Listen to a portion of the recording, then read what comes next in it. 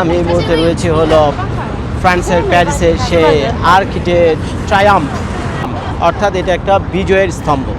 আর এটা নির্মাণ করেছিলেন শুনলাম, মানুষ বলা বলি করতেছে এখানে ওই সম্রাট নেপোলিয়ন বলে বানিয়েছিল ওই 1806 সালে। তো 1805 সালে তার সাথে বলে কার লড়াই হয়েছিল ওই অস্ট্রিয়ানদের সাথে। এই তো ফ্রান্সের আশেপাশের দেশের নামে হলো একটা আছে না দেশ অস্ট্রিয়া, আরেকটা তো আছে অস্ট্রেলিয়া না, ওই যে অস্ট্রিয়া আছে ওইটা, ওই ছোটো মোটো রাষ্ট্র ম্যাপে গেলে দেখবেন ইউরোপে একটা রাষ্ট্র আছে নাম হলো অস্ট্রিয়া।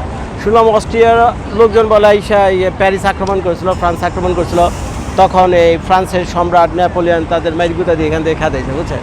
তো খেদানোর ফলে সম্রাট নেপোলিয়নের তো বিশাল বিজয়। তো 1805 সালে এই ঘটনা ঘটছে, অস্ট্রিয়ানদের হাত থেকে এই ফ্রান্সের বাঁচাইছে। তো তারপর 1806 সালে তার এটাকে নির্মাণ করছে, আর তারপরেও কয়েক বছর লাগে। তো এখন এই সেই ট্রাম্প, এটা অত্যন্ত হিস্ট্রিক্যাল একটা প্লেস, বিশেষ করে ফ্রান্সের ইতিহাসে এবং ইউরোপিয়ান ইতিহাসেও। সেটা হলো যে দ্বিতীয় বিশ্বযুদ্ধ যখন হয়েছিল, হিটলারের কাহিনী শুনছেন না আপনারা?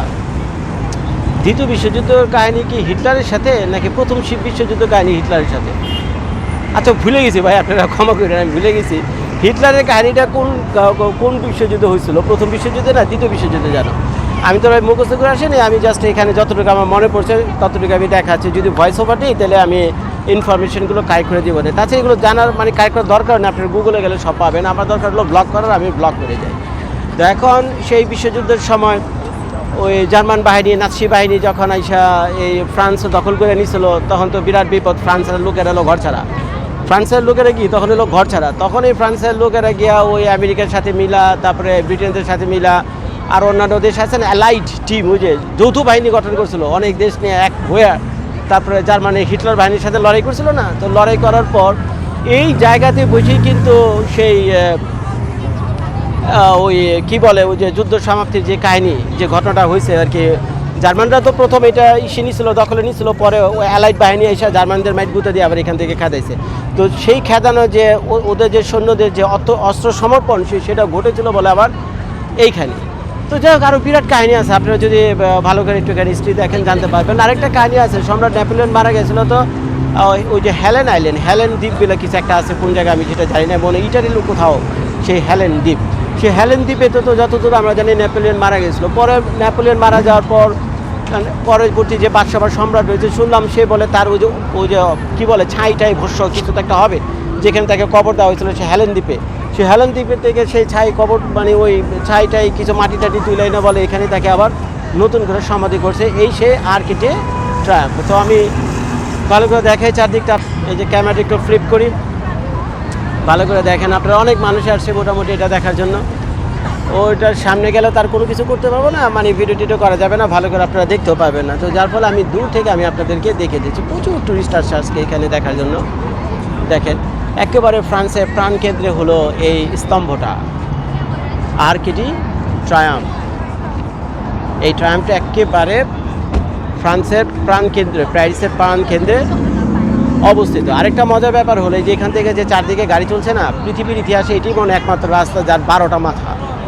সচরাচর রাস্তার চৌমাথা হয় কয়টা? সচরাচর রাস্তার মাথা হয় কয়টা? 4টা হইতে পারে, 4টা জায়গায় 6টা হইতে পারে, 10টাও কখনো হয় না। আর এটা হলো 12টা। তার মানে এটা একেবারে যত রাস্তাঘাট আছে সারা দুনিয়ার ইতিহাসে মানে এত বড় রাস্তা নাই। যদি ড্রোন ফুটেজ তুলেন তাহলে আপনারা দেখতে পারবেন যে এটা চারদিক দিয়ে প্রায় মোট 12টা রাস্তা একসাথে এসে মিশছে।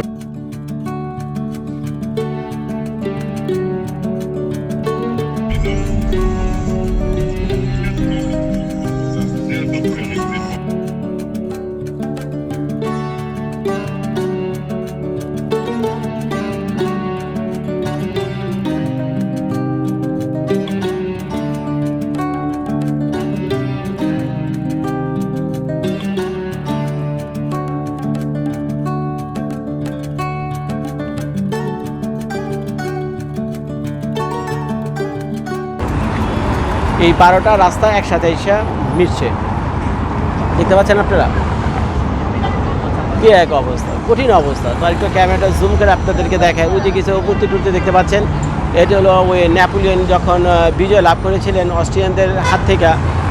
তো তখন এইসব মূর্তিগুলোর ভিতরে সেই দেখতে পারবেন আর কি, যে জেনারেলরা ছিল না তখন, যে জেনারেলরা ছিল মানে ওই যুদ্ধে অংশগ্রহণ করেছিল যে জেনারেলরা, তো সেই জেনারেলদের ছবি তারপরে নাম টাম নানান কিছু এই পাথরে খোদাই করে আর এগুলোতে রাখা হয়েছে। আর আপনারা যদি একদম দূরে ওই যে পুরান ভিতরে ছোটো ছোটো মূর্তিগুলো আছে, স্ট্যাচুগুলো আছে, স্ট্যাচুগুলোর দিকে খেয়াল রাখবেন। সবাই মোটামুটি হাতে লাঠি তরোয়াল নিয়ে, বুঝছেন, হাতে লাঠি ডান্ডা নিয়ে যুদ্ধ করতেছে, বুঝছেন। এই ধরনের একটা প্রিপারেশন নিচ্ছে, তো এই ধরনের একটা ছবি টবি ওখানে ভরা।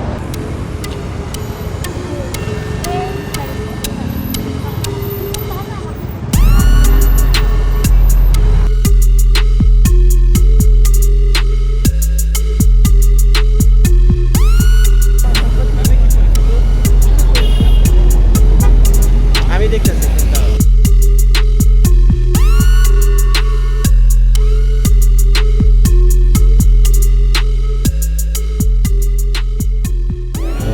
এটা তো 12 রাস্তার এক মাথা, বুঝছেন কি বলে, মানে 12টা রাস্তা একসাথে এসে মিলছে এখানে।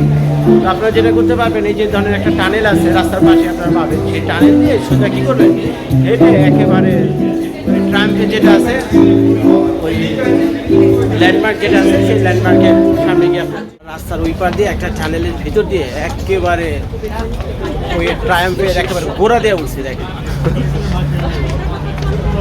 ট্রাম্পের একেবারে গোড়া দিয়ে উঠছে, এই সেই ট্রাম্প, এই সেই ট্রাম্প দেখছেন। আর আমরা ছিলাম রাস্তার ঠিক ওই পারে।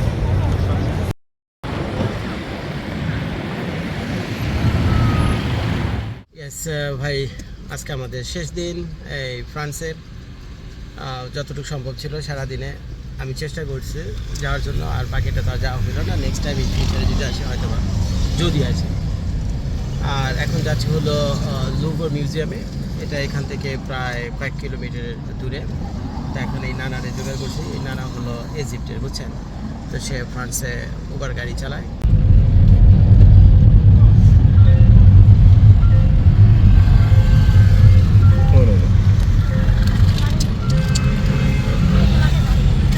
দেখো অবস্থা, দেখো গাড়ি ঘোড়া চারদিকে। এই সেই